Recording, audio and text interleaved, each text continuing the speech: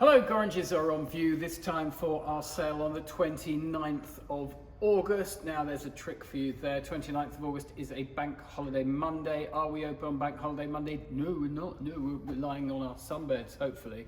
So how are we having a sale? We're having an online only sale, which is a slight misnomer to some extent, because you can come along and view as usual on Friday and on Saturday. But the actual bidding, as soon as the sale goes live on Friday, you can bid Friday, Saturday, Sunday, right through till 4 o'clock on the bank holiday Monday. Every lot goes live at the same time. I'm sure a lot of you have bid on these online sales, it's just us that are behind the times. But if you haven't, yes, every lot goes live at the same time rather than one after the other. And you can chip away at it, you can leave your best bid and then just wander off and see what happens, as a lot of us have to do if we're not around to bid at auctions because we're doing other things. Or you can pay more attention to it, and there's two ways of doing it, and I'll go into that later, but if you get outbid, you might get an email saying you've been outbid, and you can think, I'm not letting them get away with that, and you can increase your bid and keep going. When it gets to the very end, at the 4 o'clock on Monday afternoon, if bidding is still going on, if within 5 minutes of the end of the sale, if there's a bid, the lot remains open for another 5 minutes. So no one can nip in at the very death and outbid you. You have a chance to respond, and it would just, in theory, it would never end. It could keep going forever. You could just keep bidding up and up and up, and that would be it. But so there we go, a slightly different way of doing things, but with the same viewing, so actually more exposure, arguably, because instead of having that brief window of bidding during a traditional in-the-room auction, you have days, quite literally, and hours to think about this and decide whether or not to come back and just have another bid, which tempts people, so it tends to push things up. So it's an interesting experiment to some extent. I'm sure it's going to go absolutely fine. I think it's just going to weigh up whether we think it's actually better than traditional in-the-room auction, which will then be rather sad. But anyway, we shall see. So what have we got in this sale? Well, all sorts of things as ever. How about this? Put your olive oil in this. Lot 179. Lovely, dirty grey, antique terracotta olive oil jar. There's a lovely little incised, almost like a Star of David somewhere on it. Here it is. There it is. There's some sort of scratched motif, and I think there's another one somewhere else. There's lot 179. It's on a wrought iron stand. It's a little bit crumbly around the bottom, but so would you be if you were over 100 years old. Elsewhere, what else do we have? More pots. I couldn't help but admire this. Lot 145. Look at that. That is funkadelic, 1950s, 60s. I mean, look at that original decorated mirroring. Wonderful for the baby sham or what have you. If that's your thing, then actually they're quite scarce, of course, because most of them got thrown out and many people didn't have one in the first place. 145, beds. We'll talk to you about beds, heading down this way. Lots of brown stuff, I'm afraid, as ever. We were discussing this earlier, were we not, my dear? Yes, we were. Lots of big brown stuff, such as this big, lovely bow front chest on chest. Lot 1. You'd need a big room for that, wouldn't you? Yeah, you do need a fairly big room, or not to want much space in a small room. No, that's true. You could, share it. Yeah, nice colour. Not a bad state of polish. Always a few bits and pieces off, which may or may not be in the drawers. We look inside, we find the handles are replacements, because there's plug holes in there. Locks look original. There's an escutcheon missing. But overall, quite nice swept bracket feet. Overall, should you require one, not a bad thing, and as we always say, good value at the moment. Yes. Further down, and I can't see the lot number on it, is this sort of 17th century style bed, oak bed, constructed from various bits and pieces, some older than others. Came out of a property in Sharpthorne, where I think the family had been for over 100 years. So you say 17th century style, it looks pretty old to me. Well, some of it might be 17th century, and then other bits are definitely later. The way this turning is done and the type of timber, this is clearly not period timber, but it's kind of loosely in that style. Right. Look at the panelling underneath. Oh gosh, yes. And then it looks like an escape hatch in the middle almost, oddly. Maybe it is. Maybe it is. And then here we've got these nice parquetry panels and some sort of fairly flattish carving. And curiously, the irons of the bed linked together with these pins that just sort of drop in, these little hooks. So great bed probably for the spare bedroom. A little bit narrow. Yes. But what fun. I need a bit more finish on it, maybe a bit of drapery or something. But anyway, interesting thing. There's lots of other oak from that job scattered throughout the sale. No, that's sold. Well, I was. We talked about this. Yes, we did. It was or was it the hidden video that never got shown? Oh, maybe. Anyway, So we this was talked about beautiful this. This is a Chinese, lovely isn't it? Chinese mirror Yeah. that had an estimate of £200-300 and sold for £1,500 And you did spot it, to didn't an you? online Clever bidder. thing. Well, sometimes I get it right, often I don't. I promote things and they disappear into obscurity. Different kind of bed. How about this one? Let's go Victorian. This is 100% period and right. Brass, a little bit oxidised, but a good showy thing. Look, with these swing out sort of half tester style arms, it is bizarrely a re-offer. It's coming back as lot 35. So it was in at 500, it's probably now down to sort of 250. That's a or double, three. isn't it? But actually, it's a great thing. Again, spare room bed, really. A little bit shaky, but yeah, nice thing. There we go. I'm not sure I'd want to keep the mattress personally, but anyway. Well, is that the mattress or the under mattress? Oh, okay. I think it's nice to have sometimes to use as a model Yeah. and get copied or what have you, or maybe if you don't care, you don't care, but yeah, it probably is due for a renewal. Otherwise, what else have we got? Well, there's always one other thing I wanted to show you here. Nice little chest of drawers. Look at this, lot 3. So George III, mahogany, what we call a caddy top because it sort of rolls over. It doesn't have those sharp mouldings at the edges. Brushing slide, original handles, oak line drawers, original locks. Pretty, isn't it? Few dents and knocks in the cock beading, which is this raised edging around the drawers, but pretty good overall. A few little breaks here. Sides, not bad. Looks like probably the original feet. What more do you want? Blimey. So that's a nice thing. I like that. There's a good one. What sort Let's of check the estimate top. would that be? Well, I never know what anyone's put on things, but if it were me, Yeah. I would say, what would I say? Patchy on the top. I think I'd put an estimate on that of something like 3 to 5 or 4 to 600. Right.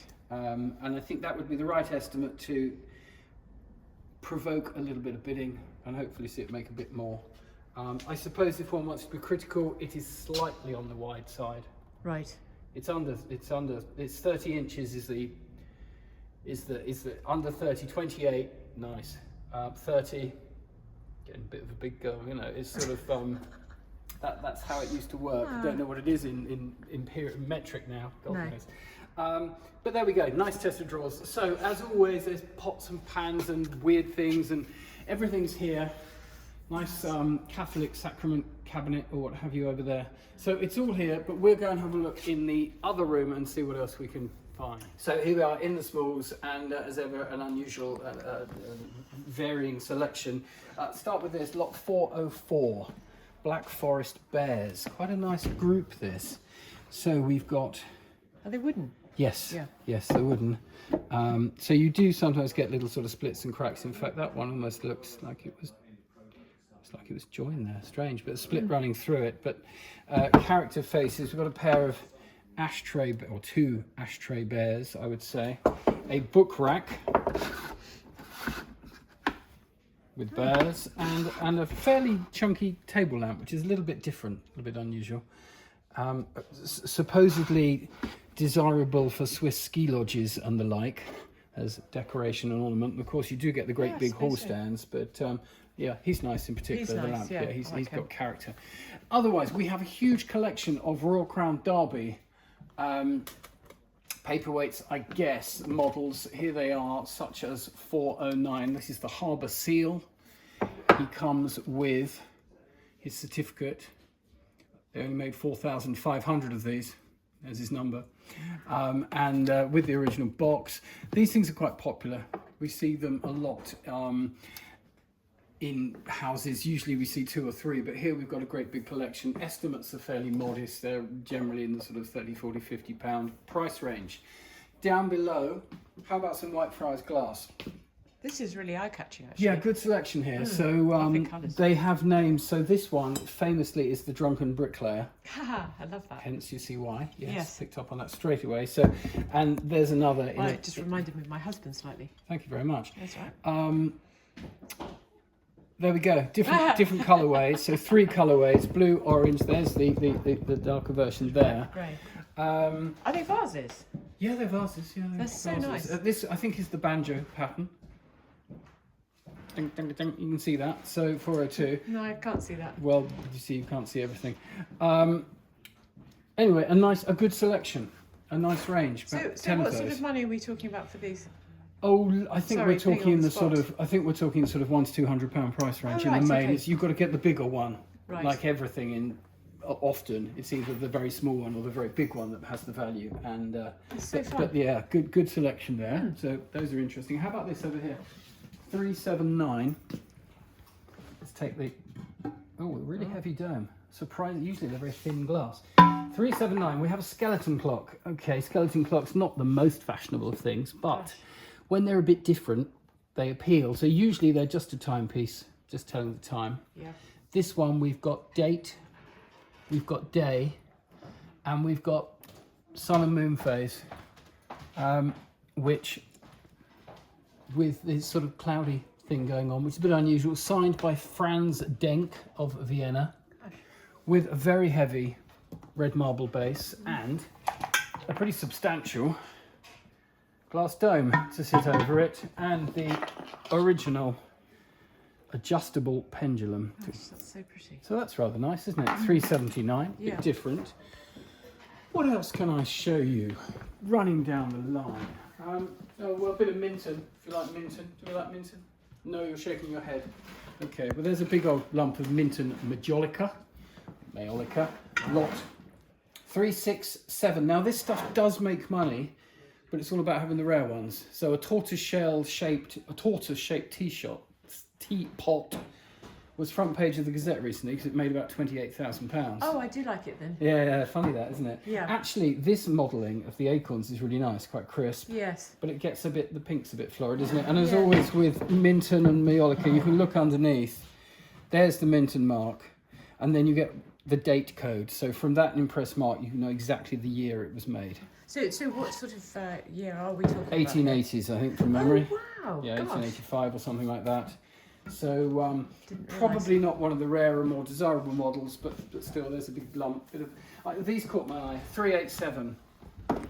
These sort of cut fabric panels. That one in silk work. Nothing on the back. Framed some years ago. Here's another. St. Peter with his key. That looks old. It does look old, doesn't it? And Yeah. then it's been laid onto this slightly different backing. So yeah, they're interesting. 3 in the lot, 387. We've got some Plaster Intaglios that look like they are later ones. These are not. Yeah, these are copies, not originals. The originals make quite good money. There's an Isnik dish. Lovely colours. Yeah, quite good colours. Again, not as old as look at I'd the back. like it to be, Pretty. but still pleasing thing. And the right one is thousands. So again, that's not thousands. Oh, how about a bit of Paris? Over here, these huge Paris sort of scent bottle type figures would have had ornate stoppers, and they're not. They're unusually large. You do see those, but they're Great. good size. Those ones. And there's even a carving of a banana Wow. in with birds and other things. So as always, hopefully something for everyone. Let's have a poke into the strong room. On the way to the strong room, a couple of interesting things. 652, Doily John, Cecil Rochefort Doily John. We've talked about him before, always doing these bright, usually Mediterranean scenes, very jolly and colourful. There's his label on the back. And estimate 200 to 300, but it'll make a bit more. That'll make sort of 400 or so, or 652. And this is rather nice. Arthur Rigdon Reed, a wood engraving called Wind and Rain. Lovely condition, nicely framed up, and you get a copy of the Hastings Art Gallery exhibition of his work from a few years ago. There's lot 650. So there we go, a bit of art as well for you. So rounding off them, a few lots of jewellery. Let's have a look, starting, let's try and do numerical order. 844. This is nice. This is Victorian, amethyst, I suppose a sort of Riviere type necklace. You can see it there. Yeah. Lovely colour. Mounted in silver. And yeah, just a nice thing that. Lot 844. Pretty. Then, elsewhere, not quite in order, 906. How about that? A saffron diamond crossover. 18 carat. Of some age, probably about 1910, 1920. Nice colour sapphire. Yeah, that's what I thought. Nice colour sapphire. Not huge, but nice. And we picked out one a few sales ago that did okay. Yeah. 887 from a nice collection of sort of mostly antique jewellery. This Curiosity. Little seed pearls and rose diamonds set into that little pendant. That is lot 887. Gosh. Yeah. Yeah, got that. Very pretty. Alongside it, 888. We have, this is an antique bracelet clasp. Gosh. Inset with a miniature, in gold, yes, I see and it now. seed pearl. Can you see it? Yeah, don't you zoom? Yeah. Yeah. On probably, well, almost certainly, a later chain bracelet, but still quite a sweet thing. Some more modern bits. Muster Cartier, silver gilt, quartz movement, the blue cabochon winder, the sort of deployment type bracelet, bit of fading to the strap, 892, and then its slightly larger cousin, 893, with the date aperture, just starting to rub the gilding away over the silver at the ends of that sort of tank shape. They were all signed up for Cartier. 849, we're about to finish off on a couple of necklaces. That's a good length. Oh, that's very pretty. Very delicate, isn't it? Yeah. 849. Unmarked gold with these little Baroque pearls set into it. And cage work, yes? Yeah. Oh, I see, yeah. Yeah, they're not baby teeth. Yes, we like that. And then a bit, Yes, here's that's something pretty. different. 877. Seed pearls again. It's seed pearl sale. I believe it's called a Saltwa Necklace. Insofar as it sort of drapes around the neck. This is Indian. How do we know that? Well, we look at the quality of the mounts in white metal, probably silver, but set with rubies and some extra pearls, and then further sort of tassels beyond. Good length that. It's that sort of 1920s, 30s style. And there we go. Plenty of other jewellery in the sale. All sorts of other rings, brooches, some antique, some more modern. So really good selection. So it's all online, will be online from Friday. You can start bidding straight away if you wish, or you can sort of hold back and dig in on it on Monday morning or what have you. And no then viewing on Monday. no viewing on Monday. But viewing No on viewing on Friday Monday. and Saturday morning. Viewing Friday, Saturday, extra photos. We can do those requests and what have you up until Saturday lunchtime. And then, yes, bidding live online with a 3% surcharge, or you can send in your commission bids to us prior to Saturday lunchtime, and there will be no extra surcharge. But you won't have the ability to increase them. They'll just be executed like a normal commission bid, that you'll start low and bid away until your top bid, and either you get it or you're outbid by somebody else. So yes, bid online, 3% surcharge. Otherwise, leave a commission bid, no extra charge. But it does give all those people that are at work or doing better things a chance to have a go and actually have a bit of competition through the sale. So anyway, hope you enjoyed that. Hope you enjoyed the sale. Let us know how you feel about the whole online experience, whether it's a good thing or a bad thing, because we'd really love to know your thoughts on it. And happy bidding. Thank you.